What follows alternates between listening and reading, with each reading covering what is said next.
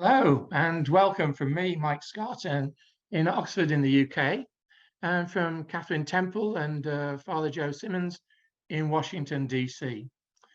This is the seventh event in this new series, The Bent but Beautiful World of Literature, Art and the Environment, which is following on from the Christian Literary Imagination series and our earlier series, Christian Shakespeare ?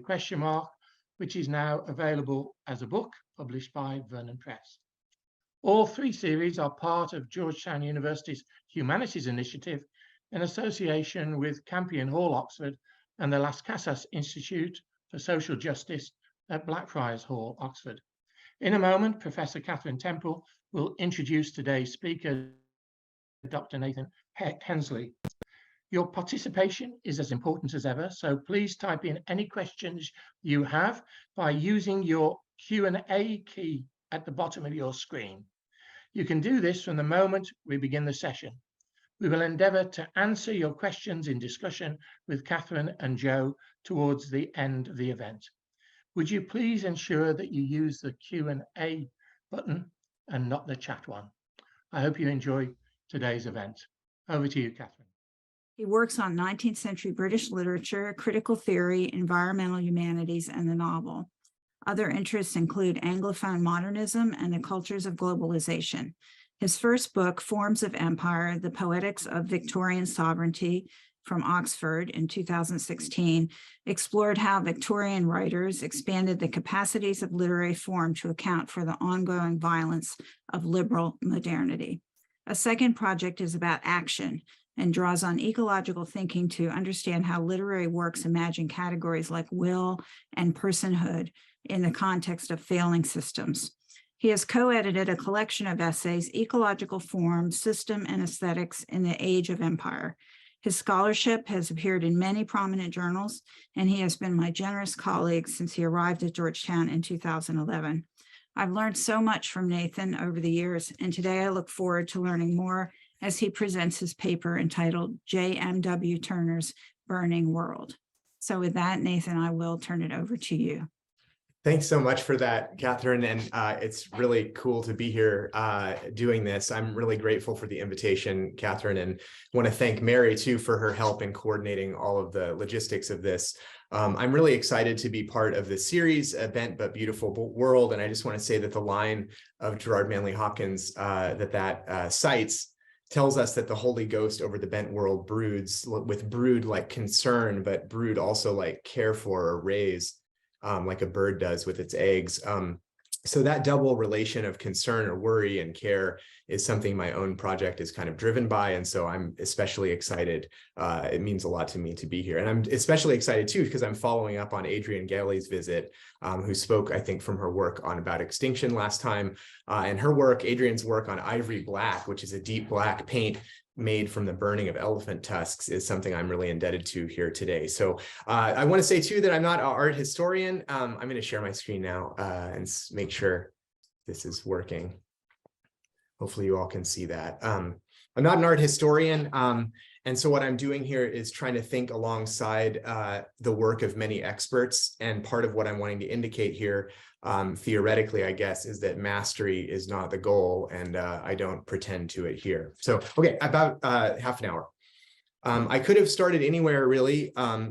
So I'll begin with some pictures of my home state from 2019. It's just one fire season, and I didn't take the pictures. This is the Kincaid fire from 2019. This talk will end up being about Turner, the hypercanonical painter whose weirdly long career spanned the Romantic and Victorian periods, but it's also about kinship or uncanny relation. I think you don't need me to tell you that our burning world, superheated, dried out, and set to fire, is also Turner's. Or rather, as I'll try to say, that Turner was a witness to and also a theorist of an emergent fossil inferno that remained for us to inhabit first when I was a kid, fully, and now in its chaotic and violent unwinding.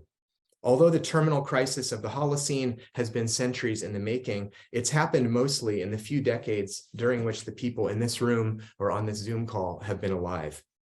In the book I'm trying to work on now, I retell the long story of the collapse of the bourgeois world through readings of singular texts, visual and verbal, that worked against it. The way I try to tell it, the story of this modern world is an uncanny or traumatic history. It leads from roughly 1775, when Turner was born and fossil energy just an experiment, to the present moment of tight oil, climate barbarism, and mass extinction. This storyline connects the emergent fossil capitalism of the late 18th and early 19th centuries to the high Victorian moment of king coal and full enclosure. But that lifetime-sized story of the 19th century emergence of fossil capitalism, and it was contested at every turn, that story shuttles us to the post-World War II Great Acceleration, a moment of what Raymond William calls dominance, the fullest realization of our extractive modernity, when Victorian studies as a subfield, for example, was born.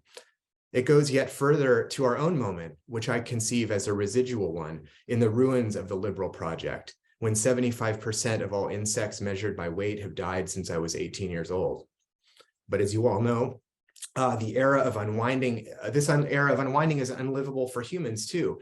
David Wallace Wells explains that 150 million of us will die from air pollution alone in a world warmed by just 2 degrees, a number that we're sure to exceed. That number may be hard to grasp, Wallace Wells says, but 150 million is the equivalent of 25 Holocausts. So I'll ask you to just keep in mind this story of an emergent, dominant, and now I think residual bourgeois world, re-narrated under the sign of Holocaust, a word that you remember that's capitalized to refer to the Shoah, but in lowercase is a common noun, from the Greek holos for whole and kaustos, burned, a whole burning. Marx understood the suicidal nature of capitalist imperialism as early as the Communist Manifesto in 1848. Freud needed until 1920 in Beyond the Pleasure Principle to process the fact that an organism might desire and then pursue its own destruction. As I'll try to show in dialogue with a few of Turner's famous canvases and some of the undisplayed sketches, the work I'm doing now follows from a conviction that any effort to unwind from the inside our self-inflicted modern burning must follow the form of immanent critique. We are entangled in a burning world, tied up in its logics and material practices, invested in its pleasures. It is helpful in making this point to remember the idea of the episteme. For Michel Foucault, some of you might know, the episteme was the preconceptual background for thought, the grid or condition of possibility or basis for any given instance of knowledge or theory. The point is that we inhabit an episteme that's defined by fossil capitalism, yes, but also by a logic of extraction, a grammar of mastery or metaphysics of burning, by which the object world stands available for use by the subjects who are empowered to oversee and manipulate that allegedly inert domain. The deep syntax of this presumption, subject, verb, object, is coiled inside the very sentences I'm using to say this now. Given that entanglement, it seems to me that the work of developing an environmental humanities worthy of that name might be first to inventory the bourgeois episteme whose logics and presuppositions we breathe and speak now.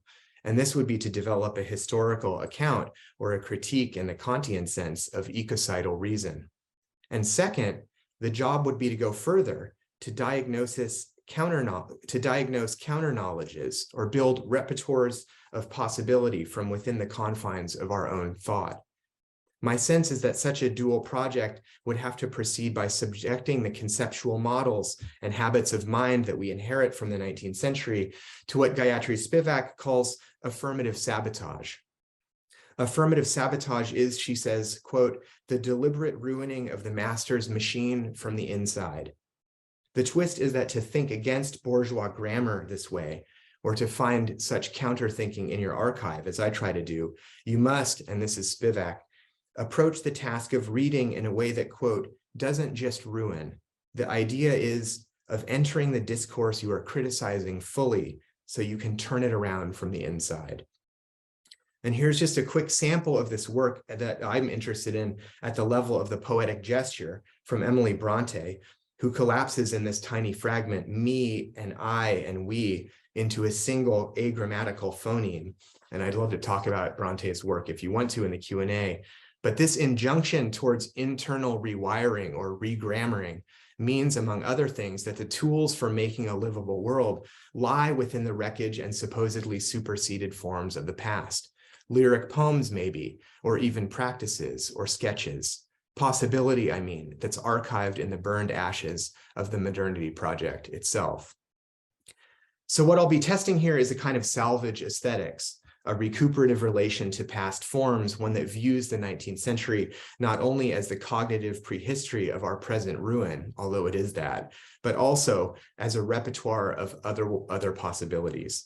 The main idea here is that certain instances of Turner's work, or moments within those works, rewire and detonate from within the subject-object relations that are the motor of what I'm calling ecocidal reason. He did all this outside of verbal form, of course, in somatic gestures that turn brushstroke or knife scrape into the records of an embodied elaboration. And he did it in the context of a burning world whose light effects and qualities of air fascinated him. You probably know that he watched intently as the Houses of Parliament burned, recording this active witness in paintings now in Philadelphia or in Cleveland. And he looked on from a bridge as the storehouses of the Tower of London went up in flames, making watercolor sketches that turn incineration into studies of gesture and intensity. Before getting too far, and that's the watercolor, before getting too far into Turner, I'll just say that the project that I'm working on now tries to retell the story of this extractive epicene from its origins in monoculture sugar plantations worked by the enslaved through the bourgeois century, that's the focus of my own training, as I mentioned, to our present post-natural unwinding, when our action, our in quotes, has changed the world, but nothing that you do feels like it makes any difference at all. I hope it will become clear that my goal is to retell this tale of general collapse and smothering incapacity from the point of view of the details and anomalies that slip through the cracks, the intimate, the gestural, and the unfinished. I'll try to hold these three related figures, intimate, gestural, unfinished, in mind, since they stand as counterpoints to world-scaled invocations of the Anthropocene or even climate change that are offered to us as the things we're supposed to care about or to study or that we're supposed to act against. Here, the goal will be to see the greatest British painter, all in caps, not through his epic works or grandest canvases, but his details. And doing that, I'm saying, is to recover Turner as a theorist of immanence or entanglement, lashed to the mast of a storm we inhabit today. So for the rest of my time, like 20 minutes, I want to think in a little more detail about entanglement as an aesthetic and conceptual problem, and do it by making a claim for engagement at intimate scale with unfinished sketches and local elaborations, gestures, I mean, all of which I've already implicitly raised with all of these blown up pictures and emphasis on something we could call the minor. Who saw ecocide more clearly than Turner? Who knew more intimately the visual repertoire, the changed landscapes, the poisoned air, the uncannily reworked light effects of the world as transformed by human action? Of all the British landscape artists of the Romantic period, we are told Turner was the most fascinated by modernity. That's what the Yale Center for British Art tells us anyways, in its curatorial write-up, A View of Leeds from 1816, only one of Turner's more conventional, because early, depictions of the fossil-fueled life world taking shape around him. Turner's later works turn the somewhat orthodox thematic interest in extraction's visual corollaries into new dilemmas for painterly form. Early exercises in the fossil picturesque, like this one, become frantically abstract vortex compositions, like this Angel Standing in the Sun of 1846, or this one from 1840. These so-called gyroscope compositions, tornadoes of color and motion, are overlaid increasingly with scumbles of pigment, color on top of color, whose figures, wrecked ships, anguished figures, and human witnesses become subordinated to the rain, steam, and speed of a carbonizing economy. Turner's use of this scumbling technique, where he'd use a knife, a brush handle, or even his thumbnail to scrape one pigment over the top of another, is in a kind of semi-transparent glaze, is just one instance of how attention to painterly form usefully short circuits tired debates in my discipline about surface reading or depth reading, and perhaps too the entire apparatus of ideology critique. since here the concept of the surface is more a problem than a solution, one figure creating the ground for another, each level visible through the last. In a note from one of his Louvre sketchbooks, Turner referred to this effect as, quote, crumbling layers. That's a good image, but a better one might be archive or ensemble, in the sense that it gathers these levels together. As this last detail helps suggest, this one here, coal burning technology figured in Turner's paintings as early as 1832. And as one critic notes, he, quote, had sketched and drawn steamships almost from their introduction in England. So I take this notion of Turner's exemplary status as a witness to an ambiguous documentarian of a process we used to call modernity to be essentially uncontroversial. It is actually a cliche. The plot basically of the 2014 Turner biopic, which was very weird, and the theme of any number of exhibits and shows. A 2019 BBC podcast described Turner as painting progress, while from 20 to 2021, the Tate ran an exhibit called Turner's Modern World. But such truisms, I'm suggesting, can be redescribed in light of the climatological collapse that has advanced since even these interventions in the public humanities. Turner's well-documented interest in modernity and industrialization, now appears as a career-long investigation of gathering ecocide and the accelerating processes of enclosure, the capture of nature, and the transformation in just a single lifetime of a society fueled by biomass, water, and wind to one first unevenly and then almost fully powered by Turner's signal subject matter, steam.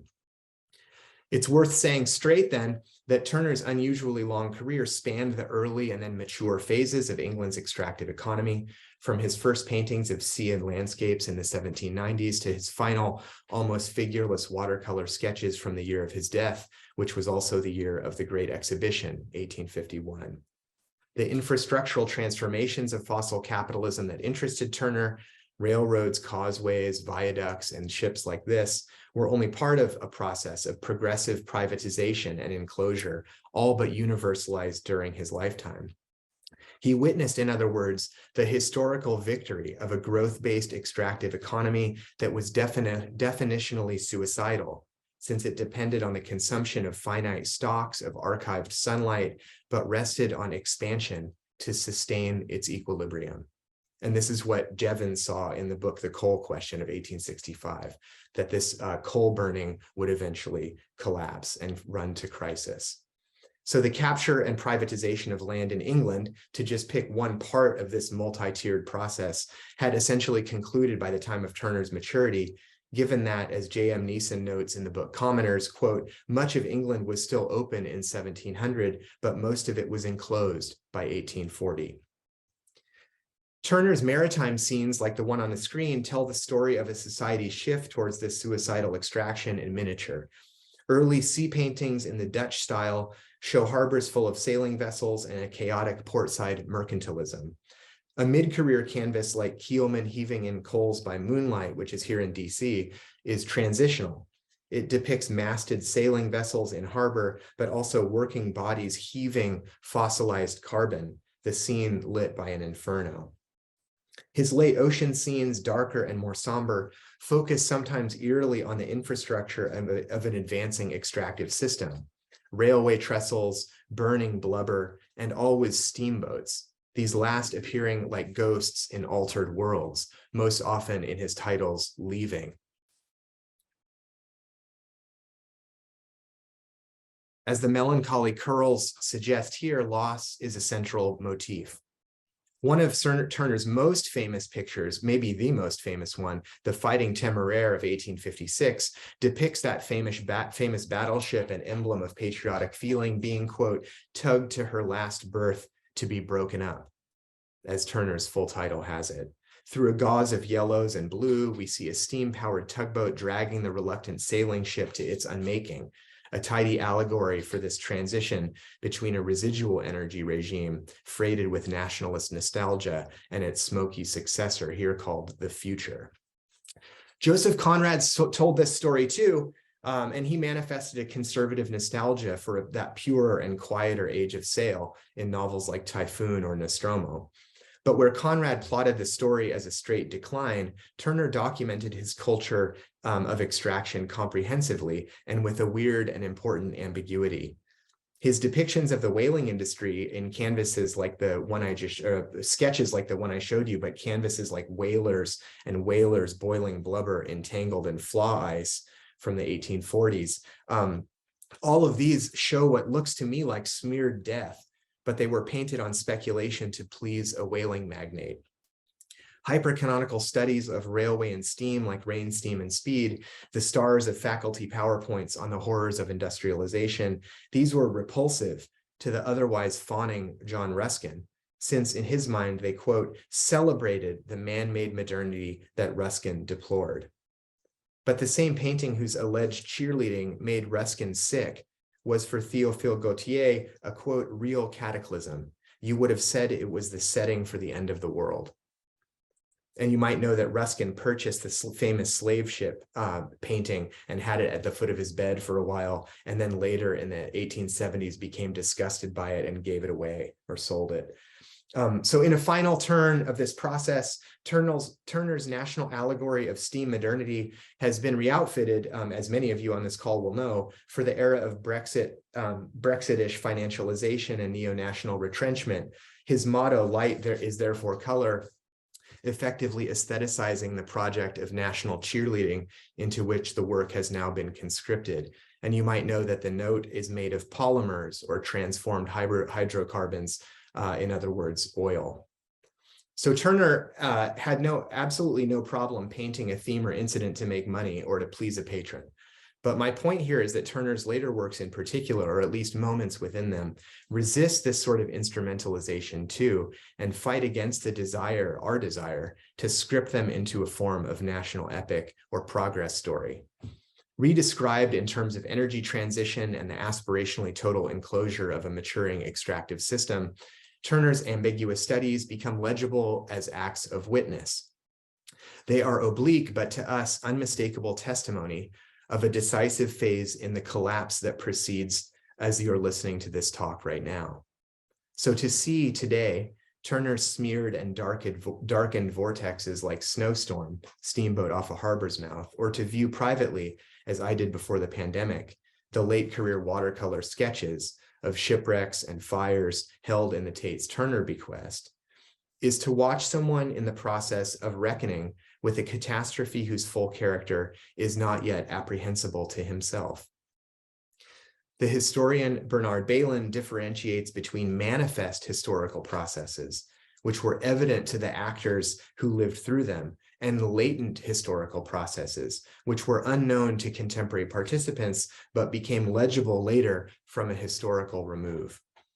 I'm trying to suggest that Turner's acts of witness escape this distinction, since they model an incipient or as yet unformed knowledge, but a real knowledge of a system that is tending to suicide.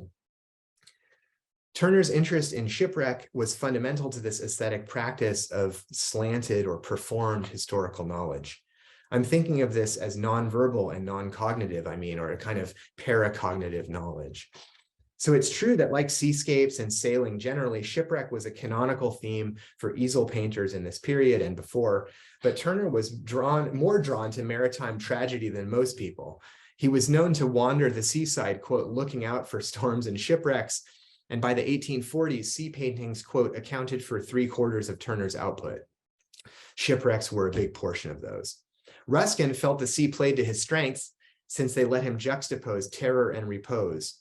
The critic was fond of bloviating upon Turner's handling of the sea, but he importantly saw in Turner's sea and wreckage works a crystal of the painter's interest in the devolution of established forms, a, quote, wild, unwearied, reckless incoherency, manifest as we've already seen in his treatment of sky. Later in his life, Ruskin said that Turner's paintings were evidence of mental derangement. Steve Mentz explains in A History of Shipwrecks that in the history of Western art, shipwrecks have, quote, aestheticized rupture, since they turn the breakdown of established order into spectacle or narratological event, something you can see. For Mentz, the shipwreck story is a, quote, thoroughly anti-pastoral view of the human relationship with its environment. That's because it shows not harmony or continuity, but breakdown, unwinding, and ruin. The important twist here, and Turner was also interested in like volcano eruptions and other kind of cognate forms of like unspeakable destruction. The important twist in this one is that he was part of the story. So a little excursus here to describe the theory of the shipwreck.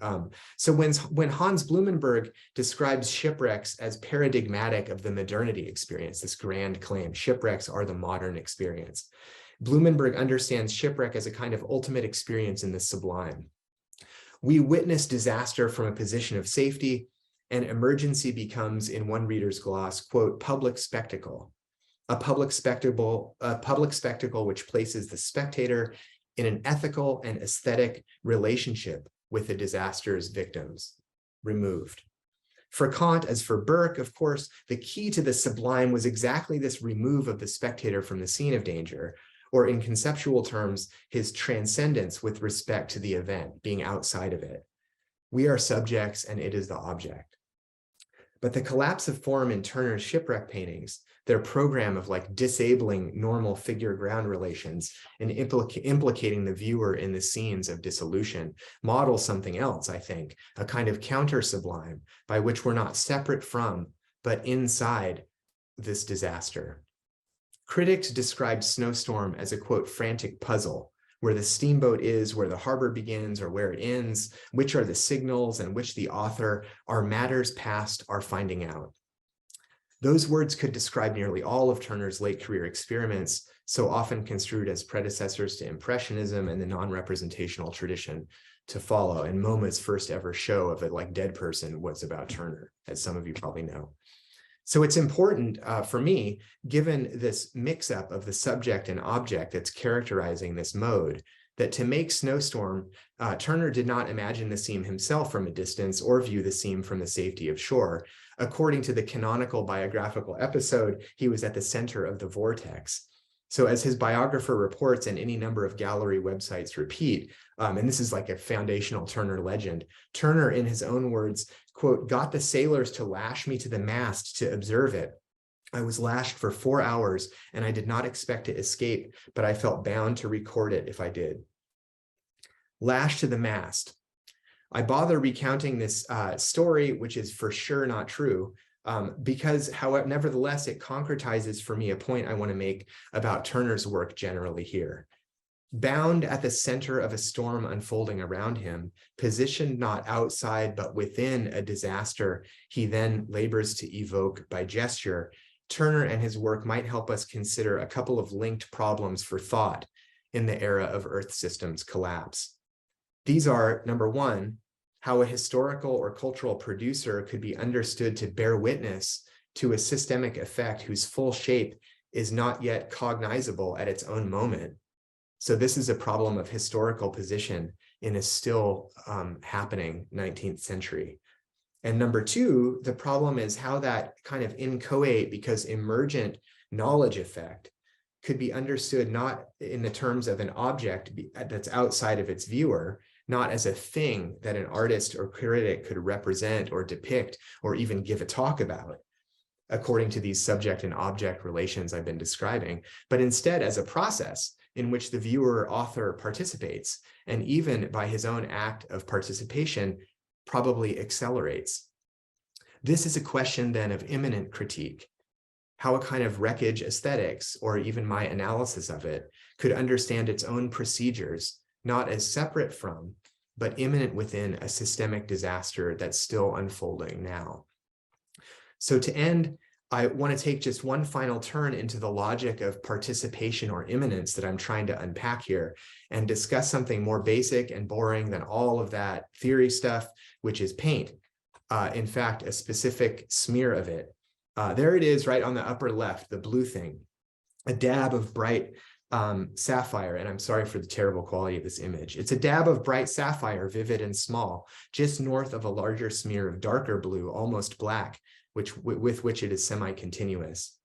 The intensity of this tiny blue flash, its vividness and purity of tone, argues for its identification as ultramarine, one of at least 8 chemically distinct varieties of blue Turner is known to have used during his career.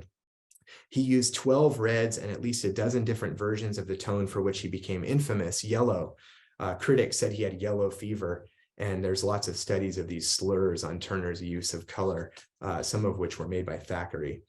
Anyways, as curator Joyce Townsend has demonstrated, Turner's eagerness to deploy new and often industrially sourced materials was matched by no other British artist. He was an early and enthusiastic adopter of newly discovered and synthesized pigments and paint media, a bannerman for the modern regime of art. One of the more controversial new pigments he used first, chrome yellow, owed its shocking brilliance to the newly discovered heavy metal chromium, which is also present via agro-industrial runoff and feedlot effluviant in the groundwater of my hometown, Fresno, California, and therefore in my own body. Others of Turner's new pigments used cadmium, barium sulfate, and zinc. Cobalt blue, present on the Chelsea palette, is like those metals a product of globally scaled extraction. Discovered in the late 18th century and available commercially only after 1803, Turner used it in 1806. It's a byproduct of copper mining, mildly radioactive, and of course toxic to the miners who extracted it as well as the painters who used it. And Turner himself developed a tremor late in his career from lead poisoning, people think. At this moment in Turner's career, it would have come from the scarred, this material for cobalt blue would have come from the scarred and otherworldly copper mining regions of Cornwall and Wales, zones transformed into wastelands already by the 1790s. And now today, since sulfurous fumes have killed off all plant life, it's a filming location for movies that are set on Mars. That's absolutely true. Of the Paris copper mines in Anglesey, Wales, an 1855 source quotes some guy named Richard Warner in 1799, who calls this area a waste, wild and barren in the extreme. The bowels of the mountain, he concludes, are literally torn out. So Turner liked the paint you could get from this kind of tearing, but he also used the old favorites. Turner's ochres, like all of them, derived from pulverized earth roasted in ovens until the ferric oxide shifted from brown to orange to red. His vermilions came from the powdered mineral cinnabar, mercury sulfide, originally mined in Spain, then Australia and South America. His matters came from the smashed roots of the plant Rubia tinctorium. His burnt siennas from the excavated and then heat-treated hillsides surrounding the Italian city of that name. And there's many more of these. Turner's artworks, I'm suggesting, are like all cultural objects, a material record of vast assemblages of human and non-human actors. And in particular, these crystallized processes of rare earth and heavy metal extraction that were by the mid-19th century and already before fully global and therefore imperial in scale. When Constable said Turner's canvases were colored, quote, with tinted steam, he said more than he meant to. Turner's canvases embody, therefore, in brute material form, the regime of extraction and capture they depict as theme and form. It helps make this point to observe that he was more than usually self-conscious about the material conditions of his art. With his father, he stretched and primed his own canvases, made frames out of salvaged wood, and showed, starting in early works like this one, a real curiosity about the grinding work of human, animal, and mineral undergirding his aesthetic practice. So in addition to examining nearly all of Turner's works in the Tate Gallery, Townsend has used photochemical processes and microscopic analysis to identify the paints on the late career palette I showed you before, called the Chelsea palette because he was living there at the time when he died. So this micro-scaled materialism of Townsend's discovered that at least 4 of Turner's 8 blues are on the Chelsea palette. Synthetic ultramarine, smalt, which is a cobalt-based glass, which is represented here, Prussian blue, and also his favorite one, natural ultramarine. Turner is known to have preferred actual ultramarine to its artificially synthesized but identical facsimile. The original stuff, the most important blue in the history of art, beloved of Giotto but too expensive for Michelangelo, cost in Turner's day about 150 times the price of this synthetic, and it was more expensive than gold, but he used it anyway. He continued to prefer this organically sourced ultramarine, even using it in some sketches. Now, as one scholar writes, this ground assiduously by hand, natural ultramarine is, quote, riddled with odd minerals, calcite, pyrite, augite, mica. These deposits cause the light to be refracted and transmitted in subtly different ways. And I'm almost finished here. But the dancing blue of Turner's most hopeful passages of sky could be extracted only from a single region of what is now Afghanistan, hand-carted in rock form by peasant and animal down unpassable mountains to be powdered by people who were enslaved, I've learned, then exported via the Silk Road to Naples, where it's entered circulation to the West, only later to spangle Turner's canvases about heaving coal. Preservation scientist Joyce Plester described the history of acquiring this valuable powder as a series of, quote, improved methods of extraction, and explains how the method required, quote, at least 3 separate extractions. But by this means collecting several grades of pigment of diminishing quality. She says nothing of the human beings performing these tasks. It remains clear that like nearly every material Turner used to create his documents of witness, ultramarine was made by almost comically exploitative processes of capture, a triple extraction leaked to global supply chains that were coercive in their basic architecture, networks of accumulation and misery whose disastrous outcomes constitute the subject of what those paintings seemingly only depict. So the point of all this, as I wind down here, is that Turner's depictions of extractive modernity are part of that subject too. The result then is a kind of performed theory of being involved in a catastrophe. This position of immersion or intimacy is defined by the curious scenario that's also our own, by which someone could be both witness to a disaster, a critic of it who gives talks about it, as well as its partial author. All I've done here is redescribe the findings of experts in light of environmental calamity. But one thing this recasting might do is help tune us to the wreckage we inhabit, and that accumulates even in our efforts to critique that wreckage. The disaster to which Turner bore witness lives on in sacrifice zones, dead reefs, and the lithium in the laptop I'm using now, but also as episteme in the think tank rhetorics and neoliberal voluntarisms favored by corporate universities, for example, and their authorized environmental initiatives. It's there or here in the technocratic common sense that can't help, even just by accident, meaning well, but to translate the claim that the modern system is suicidal into the claim that it has ceased to grow or is in decline. The disaster of bourgeois thought is also, I'm trying to suggest, part of the very language I'm using to describe all of this. There is no way out. It is a language that must be rewired from the inside. One term for the affective register or tone appropriate to this feeling or entanglement could be blue. But as in the real blues, disaster can generate possibility, enclosure opens space for elaboration, sometimes just gestures, and improvisation is required. Thanks a lot. Thanks so much for that, Nathan. Now I will try to figure out how I can disentangle myself from this discourse. But who asks, how would you characterize the actual effects of Turner's work on the society he was examining? Who was he speaking to?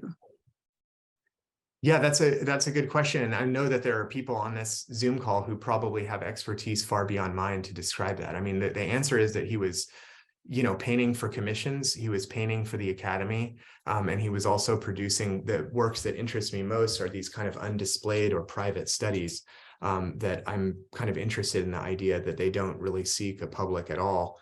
They're kind of experiments in thought or expression. And so I think that that's one of the questions that interests me less is what is the sort of instrumental effect on the audience at the time, and more, what kind of knowledge form is Turner setting into motion here that we can draw on now to think in new ways, in my case, about what action might mean for us in a system of essentially like total enclosure. Mm-hmm. Yeah, I mean, your work is really making me think of this, the common critique among historians of what they call presentism or anachronistic thinking. And Jeffrey Wilson, who was at Harvard, has written a book about this, which is pretty convincing, that, what we need now is actually a form of presentism, of looking at the past to see what we can learn for the present. Craig Pleasance also asks, in what ways might this rewiring affect actual change?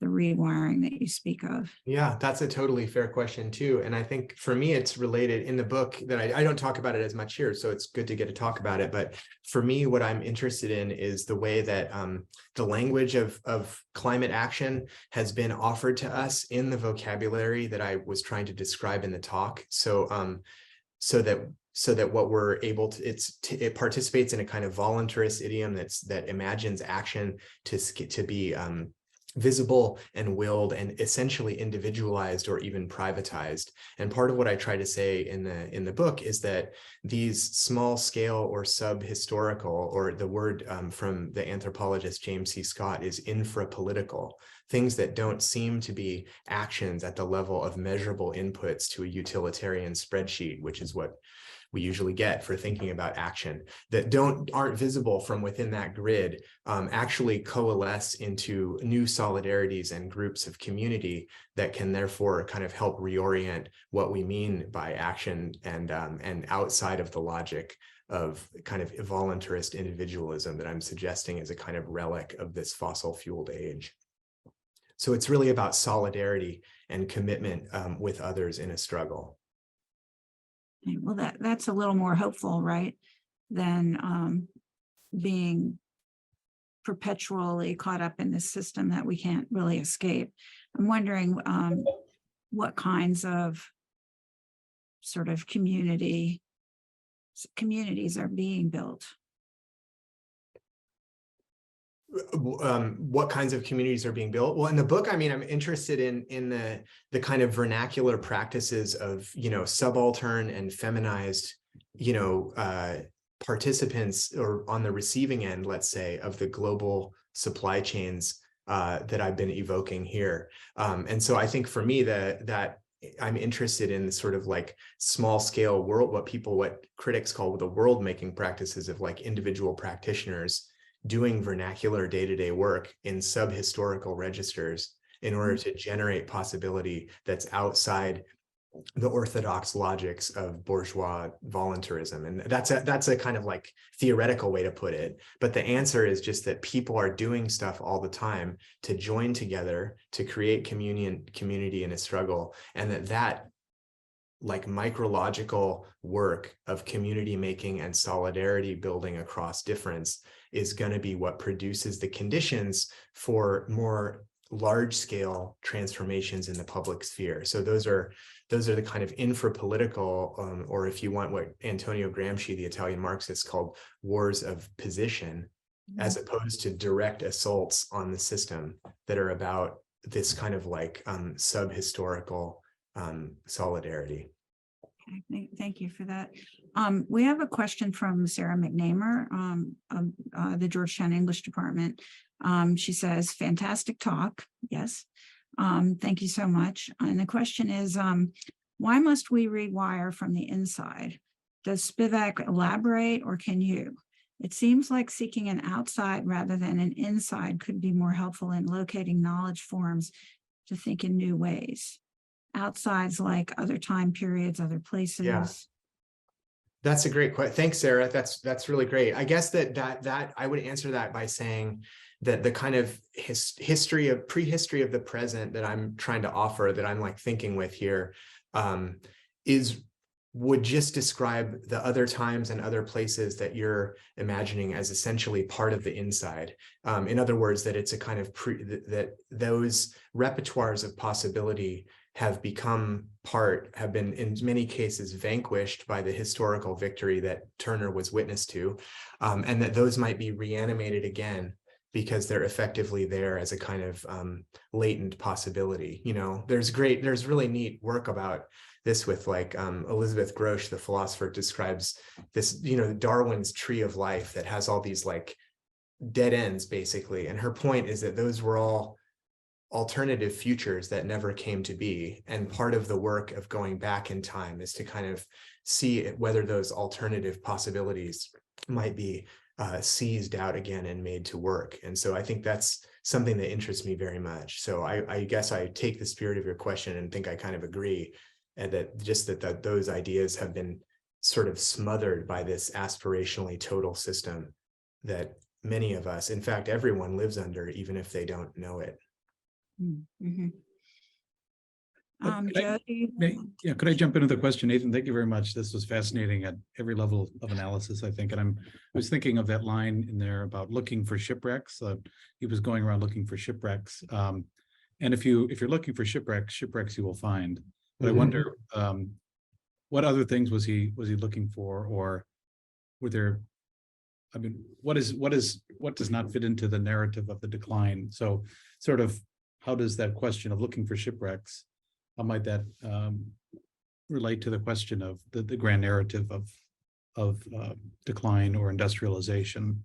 And are there counter narratives that you found interesting in your research around this? That's really cool.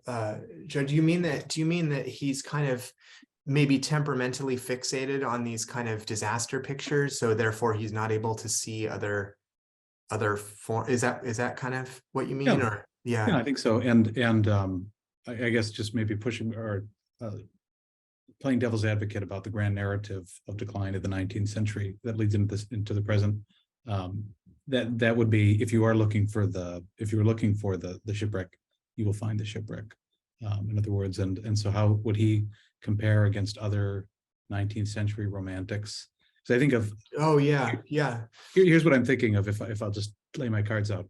So Monet, of more the impressionistic style, focused very much and looked at a lot of Turner's work and found a lot of inspiration from his techniques.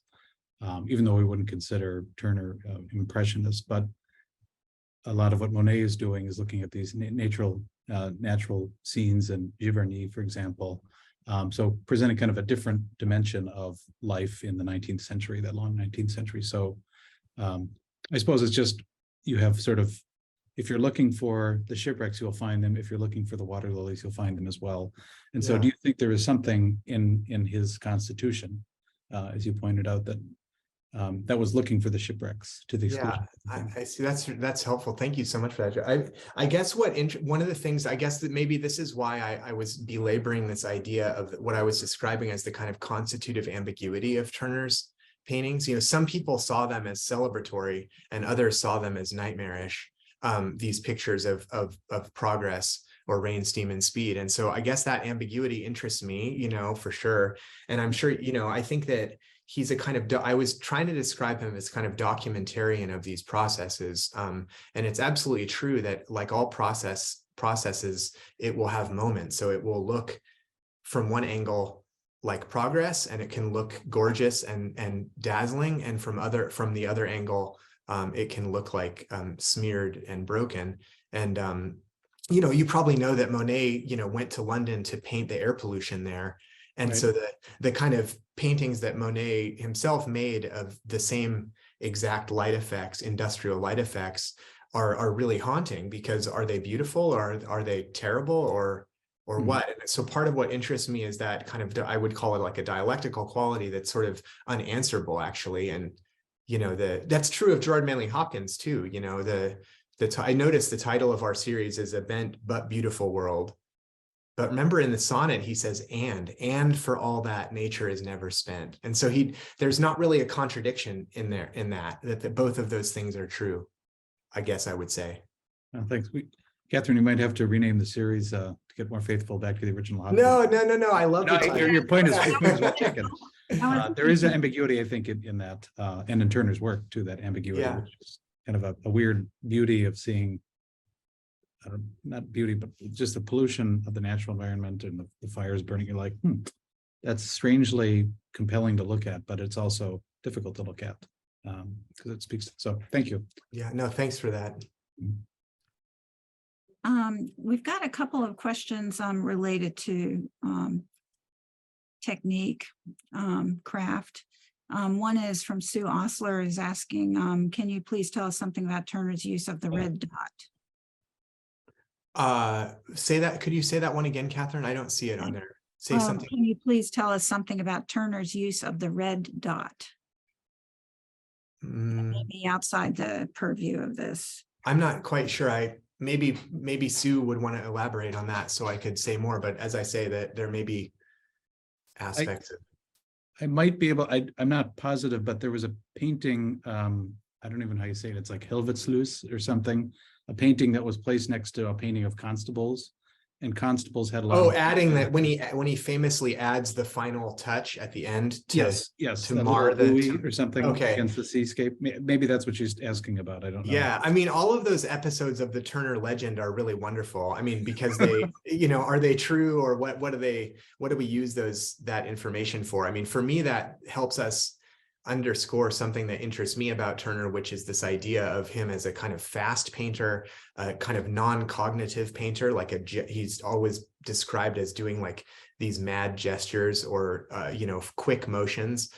So there's something kind of like unstudied about it, as opposed to like, if you look at a, you know, French academic painter of the, you know, 18th century, I'm not, again, this is not my expertise, but these kind of mathematical David-esque ratios, you don't really find that in Turner, because there's this like superficial emphasis on the gesture or the embodied hand motion, of which that episode is a great exemplar.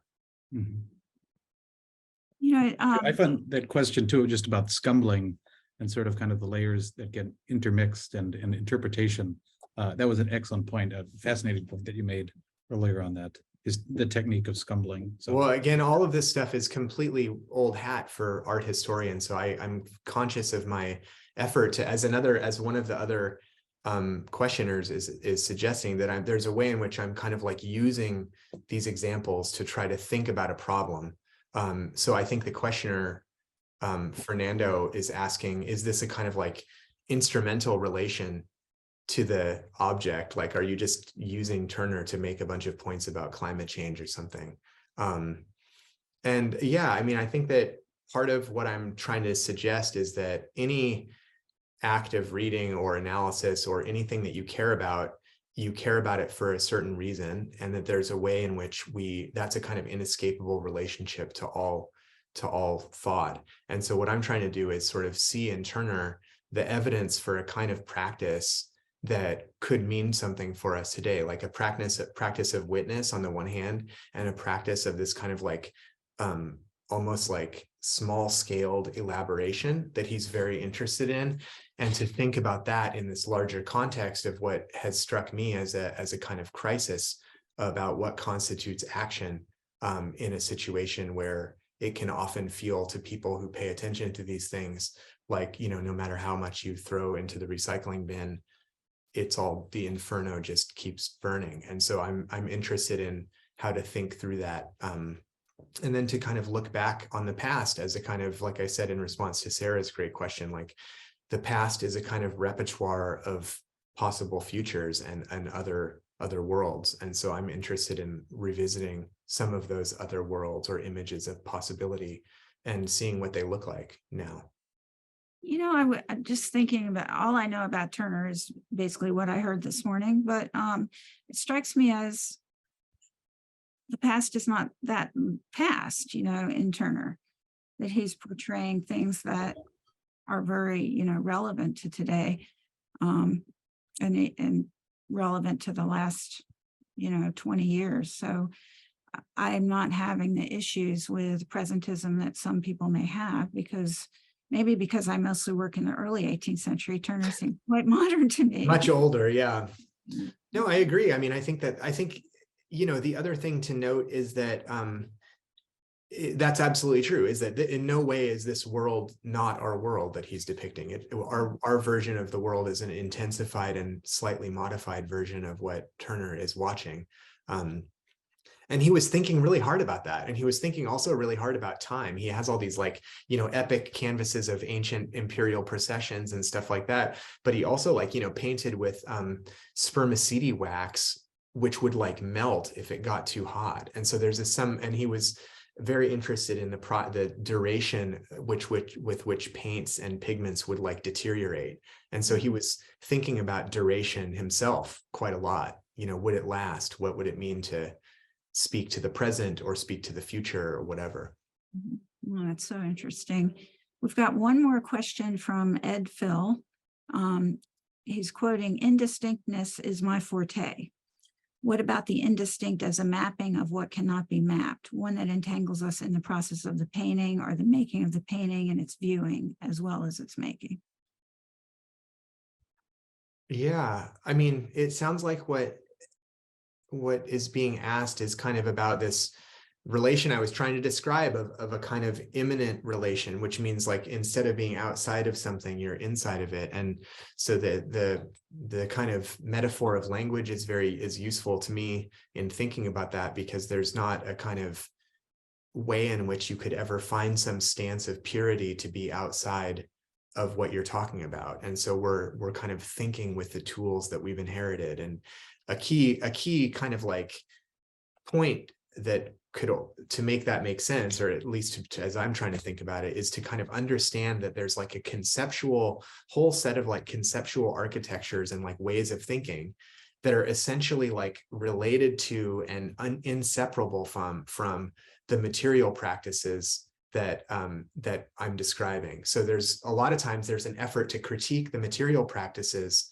but we have the exact same set of values, conceptual categories, and ways of speaking, even down to the grammar and syntax. And what I'm trying to say is this comes as a package. And so that's the problem that I'm trying to sort of conscript Turner into thinking through with me. Well, we're just about out of time and I need to turn it back over to Michael Scott, but I just want to thank you for a wonderful talk, very provocative and a fabulous addition to the programming we have this semester. So thank you so much, Nathan. Thank you all. Thanks so much for having me. Well, thank you, Nathan. That's a terrific talk this afternoon, and absolutely fascinating. Thank you, Catherine. Thank you, Joe, for entering into the discussion, which I've equally enjoyed. Ironically, or not, our next event in this series, we have a very modern painter, an artist named Estelle Thompson, Professor Estelle Thompson. She's the Slade Professor of Art here in London, and she'll be discussing art in public settings. Let me just give you just a glimmer of what she's going to be doing next week. As a painter, it is painted colour, form, space, and geometry she passionately explores to extend the history of abstraction, optics, and contemporary aesthetics. And here she considers the overlap of studio practice research, so key to her large-scale public commissions, such as the Milton Keynes Theatre, Quaglino's in London, and various hospital and university buildings across the UK. So I think that's a treat in store for us, and it's next Tuesday on the 7th of February, and I think it neatly leads on from things that you've been saying today, Nathan. So I hope you'll all join us for that. On the 15th of February, there's a Zoom which you also might like to note. It's a free speech project at the Crossroads International Dialogues. That event is in association with the Future of the Humanities Project at Georgetown, where a panel will be discussing democracy entangled. And that week they'll be focusing on Brazil, and the one afterwards they'll be focusing on Israel. So again, trying to get the contemporary aspect within the problems that the world is facing at the present time, and democracy in particular. So really kind of key questions being asked from the 15th of February and the following one as well. For today, let me thank those at Georgetown who've made all these things possible. Catherine again, but also our administrators, Julia Murillo and Mary Gordon. And of course, the people who make Georgetown work, Jack DeGioia, the president of Georgetown, and Tom Banshaft, the vice president of Global Affairs. Without them and with their support, we couldn't do any of this. At Campion Hall in Oxford, Dr. Nick Austin, who's the master of Campion Hall, and Ying Ying, our Campion Hall administrator. And at Blackfriars Hall at Oxford, Richard Finn, the director of the Las Casas Institute, and Dr. John O'Connor, the regent of Blackfriars Hall. My thanks also to Maggie Scott, my wife, who helps us organize these things. Don't forget to join us for our next free speech session, which will be Wednesday, the 15th of February, and for the next one in art, literature and the environment, Bent but Beautiful World, Tuesday, the 7th of February, with Estelle Thompson. In the meantime, thank you again, Nathan. Thank you, Catherine. Thank you, Joe. And thank you for being with us.